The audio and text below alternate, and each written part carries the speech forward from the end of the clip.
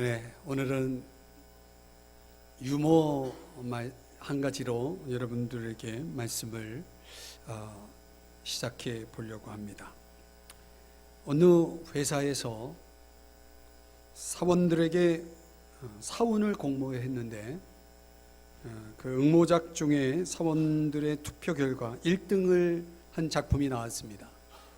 그 작품이 뭔지를 한자로 보여드리겠는데 자막을 보시겠습니다.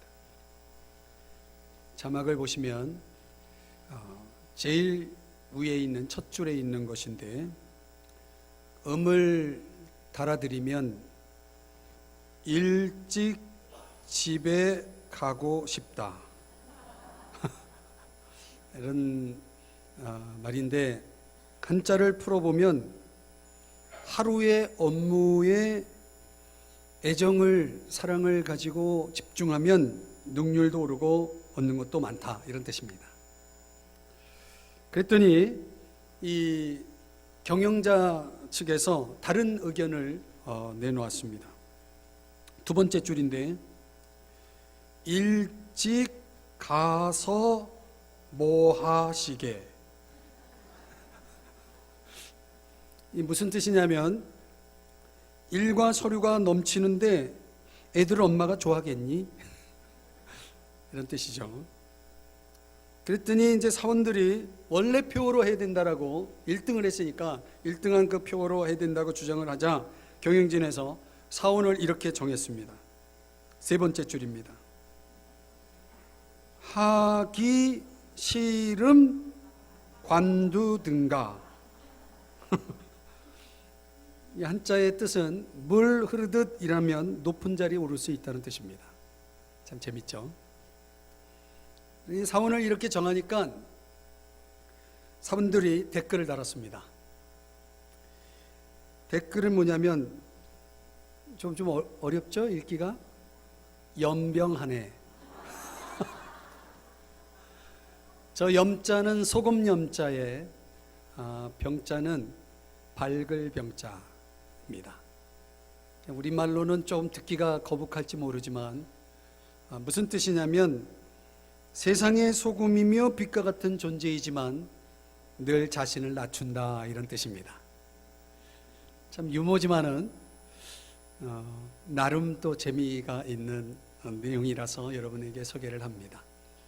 우리가 세상을 살면서 우리 믿는 사람들이 세상의 소금이고 빛이 되는 그런 존재로 살아야 될 줄 믿습니다.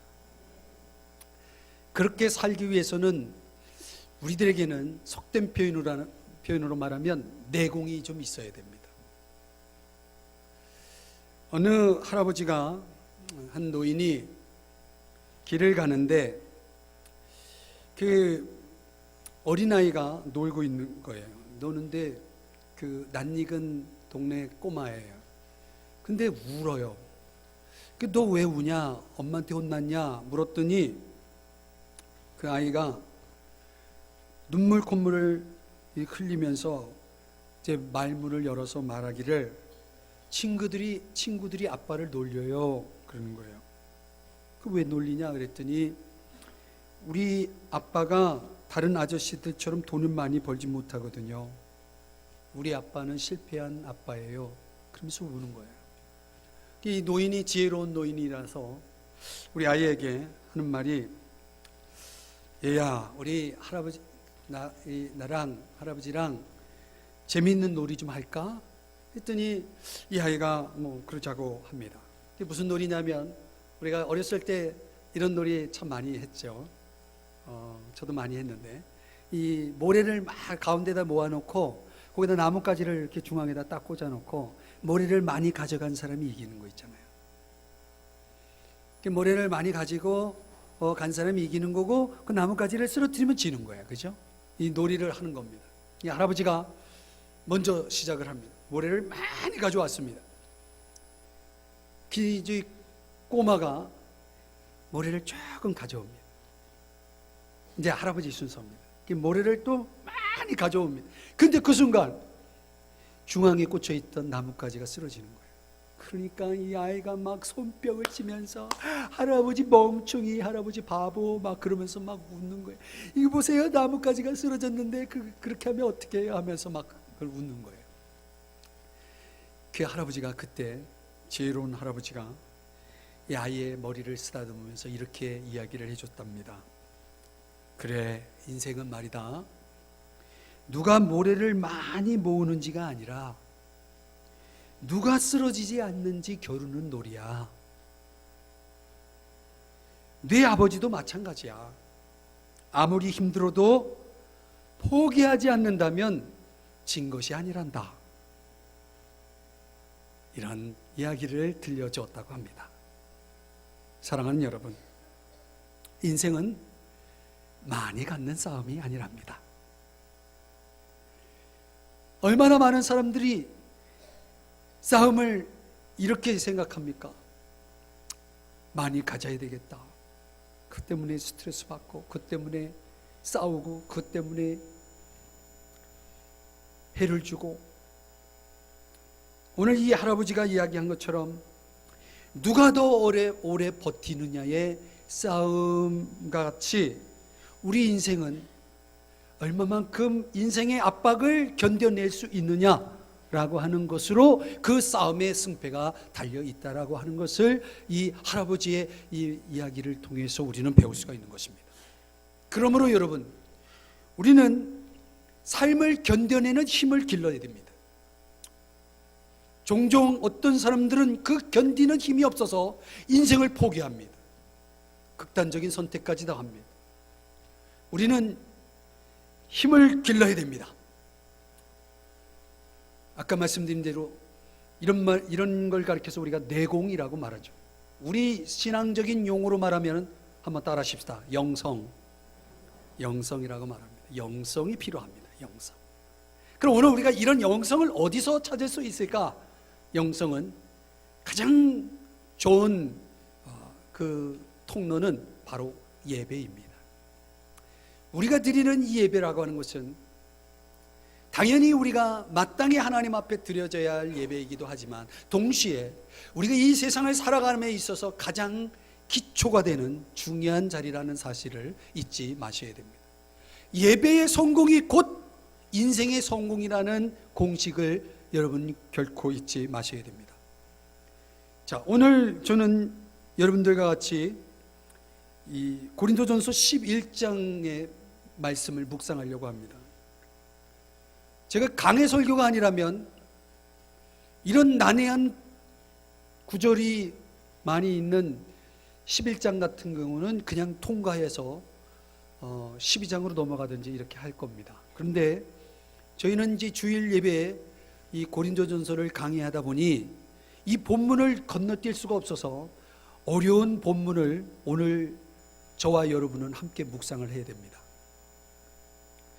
11장서부터 앞으로 몇 주가 될지 모르지만 14장까지 우리는 하나의 주제를 계속 이야기할 겁니다. 그 주제는 다름 아닌 예배입니다. 한번 따라 하십시다. 예배. 예배의 주제를 다루면서 우리에게 궁금한 건 예배를 어떻게 드려야 되느냐, 예배를 어떻게 올바로 드릴 것이냐, 예배가 뭐냐, 이런 게 궁금하겠죠. 이 창세기의 말씀을 인용해 보면 창세기에 가인과 아벨의 이야기가 소개되고 있는데 그 가인과 아벨이 하나님 앞에 예배를 드렸는데 똑같이 예배를 드렸지만은 가인의 예배는 하나님 받지 않으시고 아벨의 예배만 받으셨단 말이죠. 그 가인의 예배가 왜 하나님이 받으실 수 없는 예배였느냐? 이유가 세 가지가 있다는 것입니다. 세 가지가 빠져 있었기 때문에. 가인에게 뭐가 빠져 있었느냐? 세 가지입니다. 첫째는 하나님에 대한 지식이 빠져 있었다는 것입니다. 하나님이 뭘 기뻐하는지, 하나님은 어떤 분이신지 제대로 이해하지 못했습니다. 그저 하나님 앞에 예배는 드렸을지 모르지만 하나님에 대한 지식이 부재합니다. 여러분, 우리는 누구에게 예배하는 겁니까? 하나님에게 예배하는 겁니다. 그런데 하나님을 몰라요. 그게 어떻게 예배가 될 수 있겠습니까? 두 번째는 가인에게 뭐가 없었냐면 하나님과의 관계가 없었다는 것입니다. 관계의 기초는 믿음입니다. 그래서 아벨은 믿음으로 하나님께 예배를 드렸고 가인은 그냥 드렸습니다. 믿음은 굉장히 중요합니다. 하나님에 대한 무한 신뢰, 이 하나님을 전적으로 신뢰하는 믿음이 없이 우리는 진정으로 예배할 수가 없는 것입니다. 세 번째는 가인에게 무엇이 없었냐면 죄에 대한 심각성에 대한 이해가 없었다는 것입니다. 여러분, 하나님은 죄를 결코 간과하지 않습니다. 우리는 죄를 가지고 하나님을 예배할 수 없습니다. 하나님 앞에 저와 여러분이 예배하기 위해서는 반드시 죄를 회개해야 됩니다. 그래서 예배에 여러 가지 요소가 있겠지만 그 중에 참회의 기도, 기도의 순서는 매우 중요합니다. 우리가 하나님을 예배하기 위해서 반드시 통과해야 될 중요한 순서는 다름 아닌 죄를 회개하는 것입니다. 여기에 대해서 좀 더 자세하게 설명하고 있는 성경이 구약 성경 중에 하나를 고르면 레위기입니다. 레위기, 창세기, 출애굽기, 레위기 세 번째 책입니다. 이번 하반기에 우리 교회의 성소대학에서는 레위기 심화 연구를 하는 그런 반을 개설하려고 합니다.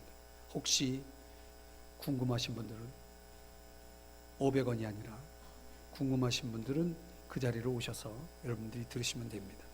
근데 어떻든 중요한 것은 우리가 예배의 자리에 와 있다는 게 중요한 게 아닙니다, 여러분.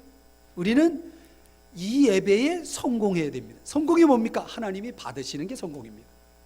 하나님 받으시는 예배가 되어지기를 주의 이름 축복합니다. 근데 오늘은 이런 예배가 무엇이냐, 어떻게 예배를 드려야 되느냐, 이런 거를 이야기하는 것이 아니고, 이 11장에서는 그런 예배의 원리나 정신을 얘기하는 게 아니고 예배 문화에 대한 이야기를 하고 있습니다. 예배라고 하는 것이 본질적으로 가지고 있는 정신이나 원리가 있는데 그것이 시대마다 또는 사람마다, 지역마다 적용되는 그 옷이 달랐다는 것이에요. 문화의 옷이 달랐다는 것입니다. 그것을 어떻게 그 시대에 시대 사람들에게 접목할 것이냐의 문제는 오늘날 한국교회의 예배가 수많은 변화를 이루었던 것처럼 굉장히 중요한 주제이기도 합니다. 고린도 교회에는 예배와 관련해서 오늘 본문 11장에는 두 가지 문제를 다루고 있는데 그 두 가지 문제가 있었어요. 하나는 수건을 쓰는 문제, 수건, 머리에 너울 같은 수건을 쓰는 문제. 또 하나는 성찬의 문제가 있었습니다. 오늘은 수건을 쓰는 문제를 좀 다루려고 하고 다음 주는 성찬의 문제를 좀 다루려고 합니다. 수건을 쓰는 문제, 예배 시간에 수건을 써요? 이거는 가톨릭 신자들이 미사를 드릴 때 여자 성도들이 수건을 쓰는 건 우리가 보았죠. 우리 기독교에서는 수건을 쓰는 사람은 없습니다. 개신교는 쓰지 않습니다. 모슬림들은, 이슬람교에서는 여성들은 전신을 덮는 옷을 입어야 됩니다. 중요하죠. 근데 왜 수건 쓰는 문제가 대두되느냐라고 하는 것에 대해서 이 수건 쓰는 문제를 문화적으로 접근하는 학자들이 있고, 이것을 성경적 전승이라고 보는 학자들도 있고, 어떤 학자들은 교회의 그 특수한 상황이었을 거라고 보는 학자들도 있습니다. 이렇게 해석이 분분합니다. 중요한 것은 그 당시 머리에 수건을 이렇게 덮을 때에, 머리에다가 이렇게 수건을 덮을 때에 얼굴을 감추고 머리를 쓰는 전통이 있었다는 것입니다. 미덕의 차원일 수도 있고 순종의 표시일 수도 있습니다. 그런데 어느 순간부터 그 고린도 교회 안에 그 수건을 쓰는 전통을 거부하는 여성들이 등장했습니다. 일종의 그 당시 헬라 로마 사회에는 이교도들이 존재했는데 그 이교도들의 제사를 리드해 나가는 제사들 중에, 이 제사장 중에, 그 사제들 중에 머리를 풀어 헤치고 그 어떤 의식, 제사 의식에 흥분해서 오는 그런 행동들, 머리를 풀어 헤치거나 또 그 머리를 가리지 않는 그런 행동들이 있었다는 거죠. 그 예배 드리다가 어떤 여인들이 그런 행동을 하면은 그 다른 이교도들이 하는 행동을 따라하는 거 아니냐, 그것 때문에 막 서로 갈등을 빚는 일들이 벌어졌던 것입니다. 여러분들이 이런 설명을 드리면 아유 뭐 복잡하게 그런 배경들을 설명하냐 하겠지만은, 제가 그런 설명을 안 하고 얘기하면은 여러분들이 나중에 질문하기 때문에 제가 이제 간단하게 배경을 설명드리는 겁니다. 그래서 바울이 2절에서 뭐라고 얘기냐면, 한번 보시죠. 내가 너희에게 전하여 준 대로, 중간부터 읽는 겁니다. 그 전통을 너희가 지킴으로 너희를 칭찬하노라. 바울의 칭찬이 뭐냐면, 바울이 전해준 전통을 지킨 것에 대해서 칭찬합니다. 여기서 말하는 전통은 우리로 말하면은 일종의 교리문답과 같은 건데요, 옛날에는 성경이 없었어요. 그러니까 우리는 성경을 통해서 여러 가지 교리들을 찾아서 배우고 공부하고 여러 가지 그것을 적용하고 하지만, 그 당시에는 대부분은 입에서 입으로 전달되는 구전전승이었어요. 근데 바울이 예수 그리스도의 가르침을 입으로 전해준 그 구전의 전통을 성도들이, 고린도 교회 성도들이 지키고 있었는데, 그것을 칭찬하고 있는 겁니다. 그 예수 그리스도의 가르침이죠. 근데 그 가르침 중에는 예배와 관련된 좋은 전통이 있었다는 거예요. 수건을 쓰는 전통과 같은 그런 좋은 전통이 있었는데, 우리 믿는 사람들은 진리를 지켜야 되겠죠. 또 좋은 전통도 지킬 필요가 있습니다. 그런데 그냥 지키는 게 아니고 좀 알고 지켜야 된다라고 하는 얘기를 3절에서 합니다. 바울이 뭐라고 얘기냐면 3절, 너희가 알기를 원하노니 라고 얘기하였죠. 자, 한번 저를 보실래요? 이 성경에서 안다라고 하는 이 단어가 굉장히 중요한 단어입니다. 안다라고 할 때는 적어도 3가지 능력을 포함합니다. 첫 번째는 이해의 능력입니다. 제가 이제 종종 그런 피드백을 받는 경우가 있어요. 제가 설교한 내용과 전혀 다른 의미로 이해하고 그냥 받아들인 경우들이 종종 있더라고요. 그러니까 설교라고 하는 것은 전달의 방법을 사용하는데, 그 전달할 때 충분히 설명되지 않을 수 있는 여지가 있습니다. 그러다 보면 똑같은 내용을 듣고도 전혀 다르게 이해를 하는 거예요. 제가 전달한 목적과 의도와 상관없이 다르게 이해하는 경우가 생깁니다. 그래서 오늘 우리가 분명하게 알기 위해서는 제대로 이해할 수 있는 능력이 필요한 것입니다. 그걸 포함합니다. 그걸 이야기하는 겁니다. 두 번째는 그 알고 있는 것을, 이해한 것을 표현하는 능력이 필요합니다. 그래서 우리 그리스도인들이 약한 게 뭐냐면, 하나님은 누구시냐라고 하는 것에 대해서 자기가 알고 있다라고 생각하는데 막상 질문을 하면 제대로 답을 못해요. 이게 뭐가 없는 거냐면 표현의 능력이 없는 겁니다. 이런 분들에게 도움이 되는 건 뭐냐면 성경을 공부하는 겁니다. 바이블 스터디를 하는 겁니다. 그래서 그런 자신이 들은 지식들을, 이해한 지식들을 정리해서 차곡차곡 파일을 정리해가지고 제대로 그 부분들을 설명하고 표현할 수 있는 능력을 키워야 됩니다. 그래야 여러분들이 이단들한테 당하지 않습니다.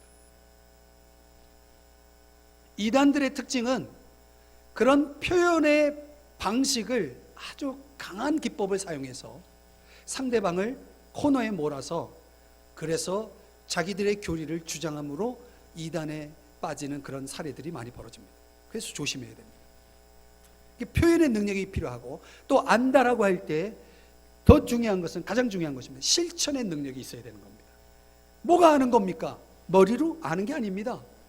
마음으로, 가슴으로, 그리고 몸으로 알아야 됩니다. 몸으로. 삶이 돼야 된다는 거죠. 실천의 능력. 그러니까 바울이 너희들의 전통을 지키는데 좀 제대로 이해하고 제대로 표현하고 또 제대로 실천하는 그런 알을 가진 사람들이 되었으면 좋겠다, 이런 이야기를 하는 거죠. 저도 마찬가지입니다. 여러분들이 그냥 설교를 듣는 차원이 아니라 이런 것을 분명하게 3가지 능력을 통해서 여러분들이 제대로 좋은 전통, 또 올바른 진리를 여러분의 삶으로 가져가는 그런 능력자들이 되시기를 주의 이름으로 축복합니다. 자, 그런 차원에서 보면은 오늘 고린도 교회가 가지고 있었던 수건 쓰는 문제는 저와 여러분과 전혀 상관이 없어요. 왜? 우리는 수건 쓰는 문제로 갈등할 일도 없고 갈등의 여지도 아니에요. 그렇죠? 그렇다면 오늘 이 본문은 우리에게는 어떤 의미가 있을까요? 원리적인 교훈을 여러분들에게 나누려고 합니다. 이 쓰곤 쓰는 문제가 그 당시에는 문제였다면 오늘 우리들에게는 어떤 교훈을 주느냐, 세 가지 교훈을 제시해 준다는 것입니다. 첫 번째는 존중의 원리입니다. 이 쓰곤 쓰는 문제 속에서 바울이 강조하는 것은 첫 번째로 서로의 역할을 존중하라는 것입니다. 한번 따라 하십시다. 서로를 존중하자. 여러분, 부부지간에도 그렇고 서로 간에, 성도 간에도 그렇고 서로를 존중하셔야 됩니다. 옆 사람을 슬쩍 보실 때 존중의 눈으로 한번, 서로 존중하십시다. 이렇게 한번 인사하시겠습니다. 시작. 근데 우리 사회를 보면은요, 정말 존중이 실종되어 있는 경우가 너무 많은 것 같아요. 유머 가운데 돈이 물에 빠졌을 때 반응이 여러 가지래요. 어떤 돈이 빠졌느냐가 중요해요. 1,000원짜리가 빠지면 우왕좌왕하고, 5,000원짜리가 빠지면 안절부절하고, 10,000원짜리가 빠지면 이판사판이고, 50,000원짜리가 빠지면 입술을 준비하고, 100,000원짜리 수표가 빠졌을 땐 사생결단하고, 남편이 변기에 빠지면 물 내린다, 이렇게 되는 거예요.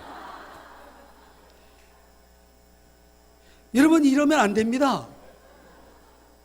어떻게 물을 내릴 수 있습니까, 여러분? 영국의 경제학자인 앤드류 오스월드라고 하는 분이 있는데요, 우리가 이제 이분이 경제학에서 이야기하는 이론이지만 한번 좀 귀담아 들을 만한 이야기가 하나 있습니다.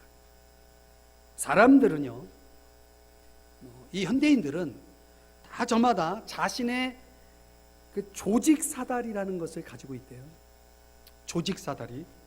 그 조직 사다리에 내가 얼마만큼 올라가 있느냐에 굉장히 연연한대요. 일종의 지위 개념인데요, 내가 얼마만큼 올라가 있느냐, 그 사다리 얼마만큼 올라가 있느냐가 그 사람의 존중의 정도를 결정한다라고 생각하기 때문이래요. 그리고 내가 그렇게 존중받는 만큼, 내가 그 지위의 사다리에 높이 올라가 있는 만큼 나는 만족하고 건강하고 또 수명까지도 영향을 미친다라고 그렇게 이야기를 하고 있습니다. 이 오스월드가 그렇게 얘기합니다. 이제 만약에 이런 부분에 있어서 반대로 이런 조직 사다리에서 누락이 되거나 밀려난 사람들에게는 뭐가 있을까요? 스트레스가 있다는 것입니다. 스트레스. 여러분 잘 아시는 대로 스트레스는 만병의 근원입니다. 사망의 숨겨진 원인이라고 밝혀지고 있죠. 그 사람들이 스트레스를 왜 받느냐? 그 조직 사다리에 좀 더 올라가지 못하는 그 이유로 인해서 느끼는 것이라고 말하고 있습니다. 이 현대사회가 가지고 있는 가장 중요한 니드가 무엇인지를 보여주는 거죠. 뭡니까? 존중입니다. 오늘 우리 사회 속에 그 존중을 얻지 못해서 일탈하여 삶을 마구잡이로 내팽개치는 그런 일들이 얼마나 많이 일어나는지 모릅니다. 자, 이걸 역으로 생각하면 우리 모두에게는 어떤 필요가 있다는 겁니까? 존중의 필요가 있다는 거죠. 그래서 존중이라는 것을 우리가 한번 생각해 보면 영어로는 respect라고 하는 단어를 쓰는데 이게 라틴어 어원으로 따지면 다시 보다라는 뜻이 있어요. 다시 보다. 다시 보는 겁니다. 무엇을 다시 봅니까? 내가 지금까지 가지고 있었던 그 무심함, 편견, 여러 가지 오해, 그리고 그 어떻게 보면 좀 식상한 타성적인 그 시선, 이런 것들을 내려놓고 다시 그 사람의 삶을 깊이 있게 들여다보는 것을 얘기합니다. 근데요, 의외로 가족 간에도 이 존중이, 이런 시선이 없다는 것입니다. 깊은 시선이 없다는 것입니다. 교회 성도는 말할 나위도 없고요. 그래서 우리는 내 스스로가 존중받는다라고 하는 느낌을 갖지 못한다는 것입니다. 안타깝죠? 여러분은 어떻게 느끼시는지 모르겠습니다. 그래서 우리 서로가 그런 개인의 어떤 존재가 얼마나 소중하고 가치 있느냐라고 하는 부분들을 잘 알고 살아야 함에도 불구하고 우리가 그냥 가깝다는 이유 때문에, 가족들이죠 주로, 가깝다는 이유 때문에 또는 내가 사랑한다는 이름으로 상대방을 그런 존재 가치를 아주 묵살하고 무시하는 경우가 상당히 있기 때문에 많은 사람들이 실수를 하게 된다는 것입니다. 혹시 남편나무라고 하는 제목의 노래를 아십니까? 왜 남편나무를 이야기하느냐? 아내나무는 없느냐? 아내나무는 여러분들이 같이 적용하면서 한번 이 노래의 가사를 한번 제가 읽어드릴 때 한번 생각해 보세요. 언젠가부터 나에게 남편이라는 나무가 생겼습니다. 바람도 막아주고 그늘도 만들어주니 언제나 함께하고 싶었고 자랑스러웠습니다. 그러나 오랜 세월을 같이 하다 보니 언젠가부터 그 나무가 싫어지기 시작했습니다. 그 나무 때문에 시야가 가리고 항상 내가 돌봐줘야 하기 때문에 내가 하고 싶은 것을 하지 못할 때도 많아졌기 때문입니다. 비록 내가 사랑하는 나무이기는 했지만 때로는 귀찮게 하고 나를 힘들게 하는 나무가 미울 때가 많았습니다. 그리고 아주 가끔이지만 이 나무는 나에게 괜한 짜증과 심술을 부리기도 합니다.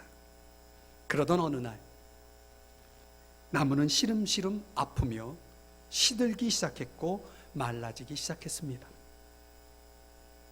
그러던 중 클라이막스입니다. 심한 태풍과 함께 찾아온 거센 비바람에 나무는 그만 쓰러지고 말았습니다. 슬픈 이야기죠. 나는 그저 바라만 보았습니다. 그 다음날 뜨거운 태양 아래서 나무가 없어도 충분히 살 수 있다고 여겼던 나의 생각이 틀렸다는 것을 알기까지는 그리 오랜 시간이 걸리지 않았습니다. 그때서야 깨달았습니다. 내가 사랑을 주지 않으니 쓰러져 버린 남편 나무가 얼마나 소중한지를. 내가 나무를 대수롭지 않게 생각하는 사이에 나무는 나에게 너무나 소중한 그늘이 되었다는 것을. 이미 늦은 감이 있지만 이제는 쓰러진 나무를 일으켜 다시금 사랑해줘야겠습니다. 이런 가사입니다. 여러분, 여러분의 남편 나무, 역으로 물어볼까요? 여러분의 아내 나무는 어떻습니까? 나무는 걸음을 먹어야 된대요. 존중의 걸음, 사랑의 걸음과 같은 거, 그런 거 말이죠. 세상을 살아가면서 우리는 많은 책들을 볼 수 있습니다. 그런데 여러분 아십니까? 그 모든 책들은 각각의 이야기를 가지고 있다는 것입니다. 그래서 어떤 분은 인생은 책이다라고 얘기합니다. 우리 각각의 인생들은 다 자기 자신의 이야기를 담은 책을 담고 있습니다. 가지고 있습니다. 그런데요, 그 책들은 얼마나 소중한 책인지 모릅니다. 왜냐하면요, 한 권밖에 없기 때문입니다. 우리가 이 세상 살아가는 동안 이런 존중감, 서로에 대한 존중감, 영혼에 대한 존중감, 가치, 이런 것들을 잃지 않고 살아가야 할 이유가 충분히 있지 않겠습니까? 오늘 성경 11절 말씀을 가볼까요? 거기 보면 11절에 보시면 주 안에는, 우리는 주 안에 있는 겁니다. 주 안에는 남자 없이 여자만 있지 않고 여자 없이 남자만 있지 아니하니라. 12절 끝부분에 보면 모든 것은 하나님께로부터 났느니라. 굉장히 중요한 말씀이죠. 여자 없이 남자가 있을 수 있습니까? 남자들은 다 여자를 통해서 태어났잖아요. 그런데 아십니까? 그 최초의 여자는 남자를 통해서 나왔다는 것입니다. 모든 것은 결과적으로 하나님으로부터 나오는 것입니다. 이 말은 무슨 얘기냐면 상호 가치가 존중되어야 한다라고 하는 것을 강조하는 것입니다. 남편은, 아내는 서로 평등한 것입니다. 모든 근원은 하나님으로부터이기 때문에 그렇습니다. 그래서 본질적으로는 우열의 차이가 없습니다. 우리는 서로가 상호 의존적인 존재로 살아가고 있다는 사실을 아셔야 됩니다. 그 상호 의존적인 존재가 되어야 할 궁극적인 목적은 하나님의 영광입니다. 예배 속에서 머리에 수건을 써야 하느냐 말아야 하는 이 문제를 놓고 사도 바울은 그것은 중요한 것이 아니다. 궁극적으로 그 수건 문제는 하나님의 영광을 드러내는 데에 초점이 있는 것이다. 그러므로 남자든 여자든 다 하나님의 영광을 위해서 예배해야 하고 그렇게 살아가야 한다라고 하는 것을 강조하는 것입니다. 여기에는 질서가 있는 것입니다. 그래서 3절에 다시 보시면은 각 남자의 머리는 그리스도요 여자의 머리는 남자요 그리스도의 머리는 하나님이시다. 이 머리라고 하는 것은 두 가지 의미가 있습니다. 카팔레라고 하는 단어를 쓰는데 하나는 지도력의 의미가 있고 또 하나는 생명의 원천의 의미가 있습니다. 말씀드린 대로 최초의 여자는 남자에게서 나왔습니다. 갈빗대로 만들었죠. 원천입니다. 그래서 여자의 머리는 남자인 것입니다. 또 그리스도의 머리는 하나님입니다. 그리스도는 하나님의 보내심을 받고 이 땅에 오신 것입니다. 어떤 열등한 관계를 설명하는 것이 아니고 하나님의 보냄을 받았다는 차원에서의 그리스도의 머리는 하나님입니다. 남자의 머리는 그리스도입니다. 왜요? 그 남자는 하나님의 창조, 그리스도의 창조를 통해서 또 그리스도의 구속을 통해서 다시 태어났기 때문에 그렇습니다. 이 모든 머리됨의 이 설명은 결과적으로 뭘 강조한 거냐면 열등하다는 것을 표현한 것이 아니고 역할의 차이라는 것입니다. 그래서 여자분들이요, 들으십시오. 여러분들의 역할은 복종하라는 역할입니다. 남자들에게 복종하라는 역할입니다. 왜요? 하나님이 남자들에게 리더십을 기대하고 부여했기 때문에 그렇습니다. 남자들이 똑똑해서요? 아닙니다. 하나님은 그 공동체에 리더가 필요하기 때문에 남자들에게 리더의 역할을 부여했고 여자들에게는 복종의 역할을 부여했다는 사실입니다. 오늘날 이런 역할론을 제대로 이해하지 못하고 여기에 대해 불만을 품는 사람들에 의해서 벌어진 문화, 현대의 죄 가운데 가장 무서운 것이 다름 아닌 동성연애입니다. 유전적인 이유가 아니라 후천적인 영향에 의해서 우리 사회가 가지고 있는 남성의 무력화, 이 남성의 무력화된 결과로 인해서 어떤 남자들은 남성됨을 포기합니다. 그리고 남자가 여자가 되려고 합니다. 여자가 남자가 되려고 합니다. 이거는 성경이 인정하고 있는 것이 결코 아닙니다. 핵심은 남자와 여자가 함께 각각의 역할을 통해서 하나님의 뜻을 이루고 하나님께 영광을 돌려드리는 것이 핵심인 것입니다. 하나님은 무질서를 원하지 않습니다. 질서 속에서만이 하나님이 영광을 받으시기 때문에 그렇습니다. 수건 쓰는 문제와 관련해서 그래서 예배에서 가장 중요한 것은 다름 아닌 하나님께 영광이 되어지는 것이라는 거죠. 누구의 영광을 드러내야 된다고요? 하나님의 영광을 드러내야 된다는 것입니다. 기억하십시오. 남자와 여자의 역할은 서로 존중되어야 합니다. 왜? 무엇을 위해서? 하나님의 영광을 위해서. 기억하십시오. 서로의 역할을 존중하시기 바랍니다. 두 번째로 지식의 원리입니다. 즉 서로의 차이를 이해하라는 것입니다. 13절을 보시면 성경 13절 너희는 스스로 판단하라 이런 말씀이 나오고요. 14절의 끝부분에 보면은 본성이 너희에게 가르치지 아니하느냐 이렇게 말하고 있죠. 하나님은 저와 여러분이 판단하기를 원하고 본성을 따라 행동하기를 원합니다. 여기 본성이라고 하는 단어는 푸시스라고 하는 헬라어를 쓰는데요. 무슨 뜻이냐면 배우지 않고도 아는 것입니다.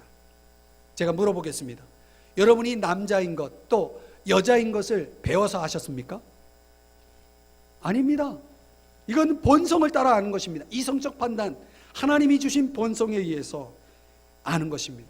본성을 따라 행한다라고 하는 것은 따라서 이런 의미입니다. 남자는 남자처럼 남자로 보여야 하고 남자로 살아야 되고 여자는 여자처럼 살고 여자로 보여야 한다는 것입니다. 왜? 둘 다 하나님의 형상으로 창조되었기 때문에 하나님의 형상 속에는 남성도 있고 여성도 있는 것입니다. 그러니까 하나님이 주신 문화적인 차이로 인해서 이런 남성됨과 여성됨, 하나님의 형상이라고 하는 고유의 특성을 왜곡시키는 어떤 문화나 어떤 행동도 우리 그리스도인들은 허용해서는 안 되는 것입니다. 그런데 고린도 교회 문화로 얘기하면 그 당시 고린도 교회 문화 속에는 남자는 긴 머리를 해서는 부끄러워해야 했습니다. 그러니까 남자는 긴 머리를 하지 않았고 여자는 머리를 밀지 않았습니다. 머리를 짧게 하지 않았습니다. 왜 그러냐면 아까도 설명드렸지만 이방 종교의 남녀 사제들이 그런 외모를 했다는 것입니다. 이방 종교의 남자 사제들이 머리를 길게 하거나 여자 사제들이 머리를 밀거나, 그런데 대부분 그런 이방 종교의 남녀 사제들은 동성애자들이 많았다는 것입니다. 그 당시 동성애자들이 많았고 매춘부들이 많았다는 것입니다. 그럼 왜 그런 문화 속에 교회의 전통을 허용했느냐라고 하는 것은 자유를 구속하기 위함보다는 세상 문화를 따르지 말라라고 하는, 이방 문화를 따르지 말라라고 하는 차원에서 우리는 고유의 하나님의 형상을 통해서 나에게 주신 남성성, 여성성을 가지고 그런 남성됨과 여성됨을 드러내면서 살아가라는 그런 의미에서 오늘 바울이 강조하고 있다는 것입니다. 사랑하는 여러분, 우리는 본성적 가르침에 충실해야 됩니다. 하나님이 본래 창조하신 목적에 맞게 살아야 된다는 것입니다. 그래서 본성적으로는 여성은 여성의 아름다움을 추구해야 되고 남성은 남성의 아름다움을 추구해야 되는데, 요즘 우리 문화는 유니섹스 컬처가 유행하고 있습니다. 남녀 공용이죠.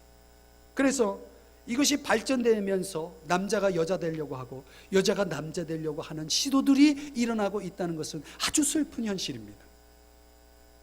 하나님이 주신 고유의 형상을 왜곡시키고 영리로 사용하는 것은, 이것은 하나님에 대한 반발입니다. 반항입니다. 죄입니다. 그래서 머리를 자르고 머리를 또 기르고 하는 문제는 이 문자적인 적용의 뜻에 따르라는 그런 차원에서 우리가 말씀을 들여다보면 안 되고, 이것은 하나님의 영광을 위해서 하나님의 형상을 따라 살아감에 있어서 우리가 지켜야 할 중요한 원리적 교훈을 제시한다는 차원으로 이해하셔야 됩니다. 그래서 사랑하는 여러분, 여성이라면 여성의 아름다움을 추구하시기 바랍니다. 남성이라면 남성의 아름다움을 추구하시기 바랍니다. 그래야 아름답습니다. 그래야 멋있습니다. 그래야 하나님의 형상이 드러날 수 있고, 그래야 우리가 세상에서 증인의 삶을 살아갈 수 있음을 기억하시기 바랍니다. 마지막으로 세 번째는 순종의 원리입니다. 하나님의 권위에 순종하라는 것입니다. 자, 여러분, 중요한 말씀을 드립니다. 우리가 하나님을 예배하는 자리에 나와 있죠. 그러면 예배 시간이 끝나면 여러분들은 돌아가실 거죠. 그 예배가 끝난 겁니까? 아닙니다. 예배의 시작은 여러분들이 저 문을 열고 나갈 때부터 다시 시작됩니다. 우리는 예배를 드리기 위한 준비를 하고 있는 한 시간을 여러분이 갖고 있는 것입니다. 뭘 강조하는 겁니까? 순종을 강조하는 것입니다. 그래서 수건을 쓴다라고 하는 의미는 주님만 드러내고 나 자신은 감추겠다라고 하는 일종의 신앙 고백을 담고 있었다는 거예요. 우리는 나는 감추고 주님을 드러내는 삶을 살아야 됩니다. 이게 바로 진정한 예배의 정신인 거죠. 예배를 얼마나 올바로 드렸느냐는 예배가 끝났을 때 나는 가리고 주님만 드러내겠다라고 하는 순종의 마음을, 하나님의 말씀대로 순종하겠다라고 하는 그런 순종의 마음의 결단을 가지고 저 문을 열고 나갈 때에 그 사람은 올바른 예배를 드린 것입니다. 예배의 결과고 결론입니다.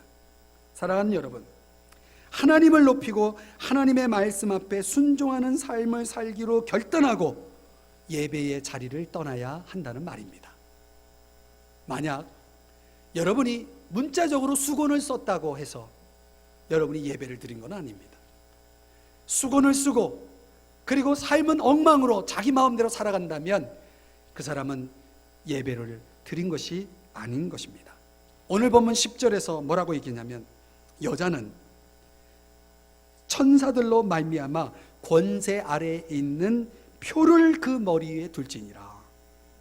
좀 어려운 표현입니다. 권세 아래 있는 표를 머리에 두라. 이건 고린도 교회의 특수 상황을 에서 생긴 규정인데요. 권세 아래에 있는 표를 어떤 방식으로 어떻게 두었는지는 알 길이 없습니다. 그러나 중요한 것은, 여기서 강조하는 것은 뭐냐면, 그 머리에 수건을 쓰는 행위보다 더 중요한 것을 강조하고 있는 건데, 권세 아래에 있는 표, 즉 복종의 어떤 의미, 순종의 의미, 이것은 궁극적으로는 하나님의 권세 아래 거한다는 자원의 표시죠. 그래서 여러분들이 하나님 앞에 문자적으로 머리에 수건을 쓰는 것보다 더 중요한 것은 마음속에 여러분의 삶을 하나님 앞에 순종하며 살겠노라고 하는 그런 결단의 표를 가지고 있는 것이 더 중요하다는 말씀이에요. 사랑하는 여러분, 우리 예배를 지금 하나님이 받으신다면 이곳에 하나님이 계시겠죠? 하나님이 계시죠. 여러분이 만약 이 자리에서 수건을 쓰고 있다면 우리는 서로 볼 거예요. 저 사람 수건 썼네, 안 썼네. 그러나 우리 마음속에 하나님의 말씀을 듣고 그 말씀대로 순종하겠다라고 하는 순종의 결단이 있는지 없는지는 우리는 볼 수가 없습니다. 누구만 볼 수 있나요? 하나님만 볼 수 있는 것입니다. 영적인 존재인 천사들도 볼 수 있겠죠. 천사들로 말미암아, 그 의미가 그거예요. 궁극적인 천사들뿐만 아니라 궁극적으로 하나님이 보신다는 거예요. 그래서 진정한 예배가 되기 위해서는 우리는 누구를 의식해야 되냐면, 하나님이 계신다, 하나님이 보신다, 이런 의식을 가지고 하나님을 예배하고, 그런 의식을 가지고 우리가 삶을 살아갈 때에 과연 우리는 권세 아래에 있는 표를 머리에 두고 있는 진정한 예배자가 된다는 것입니다. 사랑하는 여러분, 하나님이 우리를 보고 계십니다. 하나님이 보실 때에 올바른, 하나님이 받으실 만한 진정한 그런 예배자의 삶이 되시고, 그런 예배를 드릴 수 있기를 주님으로 축복합니다. 하나님의 그 말씀에 의해서 저와 여러분이 순종하고, 그리고 그 권세 아래 늘 우리가 서 있을 때 우리의 그 삶은 곧 예배가 되는 것입니다. 오늘 말씀을 정리해 보겠습니다. 어려운 본문을 여러분들에게 전했습니다. 여러분들이 이 설교 내용을 다 기억할 것을 기대하지 않습니다. 그러나 오늘 세 가지 단어를 기억했으면 좋겠습니다. 오늘 이 고린도 교회의 예배 문화 속에서 그들이 겪었던 문제, 수건 쓰는 문제를 우리는 어떻게 우리의 삶의 원리적 교훈으로 삼을 것이냐. 첫 번째는 서로에 대한 역할을 존중하시라는 것입니다. 서로에 대한 역할을 존중하시라. 존중되어야 됩니다. 나만 존중해야 됩니까? 서로 존중해야 됩니다. 서로가 존중될 수 있어야 됩니다. 하나님은 우리가 하나님의 영광을 위해서 서로가 소중한 존재라고 하는 사실을 깨닫고 살아가기를 원하시는 것입니다. 상호의존적으로 우리가 너무나 중요한 각각의 역할 속에서 우리는 하나님의 뜻을 이루고 하나님의 영광을 드러내는 존재라는 사실을 이해하면서 서로를 존중해 주시기를 바랍니다. 부부지간에, 가족간에, 성도간에 존중해 주십시오. 여러분의 이웃들을 존중해 주십시오. 서로의 차이를 이해해야 됩니다. 우리는 각각의 하나님의 형상 속에서 남성으로, 여성으로 존재합니다. 그것은 그 자체가 아름다운 것입니다. 비교하지 마십시오. 왜 남자가 여성이 되려고 그래요? 왜 여자가 남자가 되려고 그래요? 왜 비교합니까? 왜 욕심을 냅니까? 있는 그대로 자족하고 하나님의 형상을 따라서 우리는 얼마든지 하나님의 영광을 위해서 살아갈 수 있다는 사실을 이해하고, 서로의 차이를 이해하면서 함께 걸어가야 합니다. 궁극적으로는 하나님 앞에 순종하는 삶을 사셔야 됩니다. 하나님, 순종하겠습니다. 말씀대로 살겠습니다. 하나님 앞에 그렇게 결단하시기를 바랍니다. 올바른 예배자로 살고 계시나요? 하나님이 저와 여러분에게 묻고 계십니다. 기도하시겠습니다.